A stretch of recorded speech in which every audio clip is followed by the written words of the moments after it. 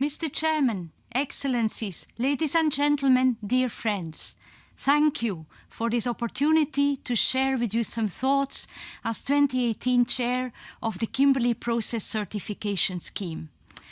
The Kimberley Process Certification Scheme was introduced in 2003 to stem the flow of conflict diamonds, or rough diamonds used by rebel movements to finance conflicts as they are defined in the Kimberley context.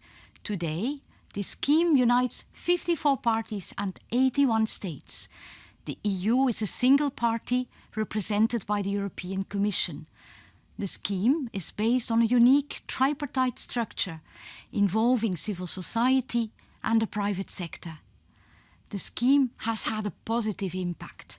The share of what can be identified as conflict diamonds in rough diamond trade is estimated to have come down from some 15% in 2003 to well below 1% today. This is meaningful. The Kimberley process has also helped to change global and local attitudes. It has helped to spread the idea that natural resources belong to mining communities, not militias. But more needs to be done. There can be no complacency. The sense of urgency remains. The Kimberley process needs to remain fit for purpose in a changing world. In 2011, the Kimberley process community made a first reform effort, seeking to develop ethical guidelines for implementing the certification scheme. This effort was, however, not conclusive. In 2016, participants of the Kimberley process opened a second review and reform window. This window is open until 2019. Reform is at the heart of the EU's Kimberley process chairmanship this year. The principles of sustainability, inclusiveness, responsibility and dialogue guide our work. The EU Chair seeks to encourage all efforts to modernize the Kimberley process and reinforce its efficiency by making its peer review mechanism more effective, by consolidating its core document. The conflict diamond definition is central to the success and credibility of the certification scheme. It's part and parcel of the reform agenda under EU chairmanship. Updating the conflict definition requires consensus. The EU will work to make progress towards that goal.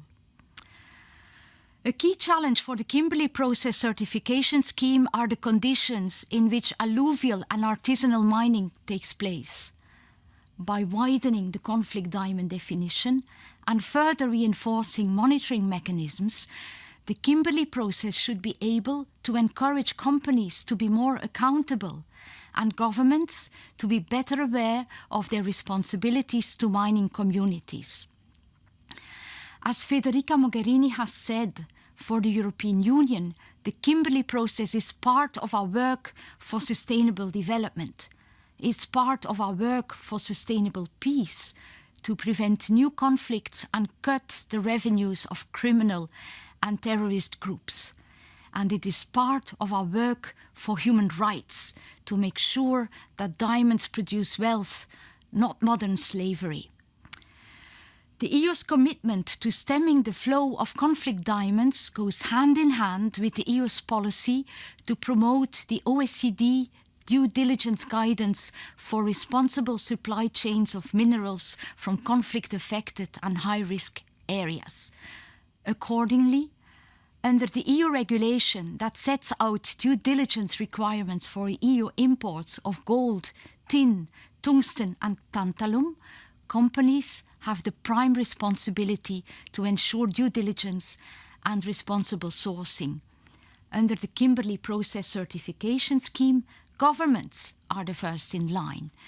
Industry plays a complementary role through a self-regulatory mechanism based on a system of warranties. We very much look forward to the upcoming panel debate. We are keen to hear about different practices.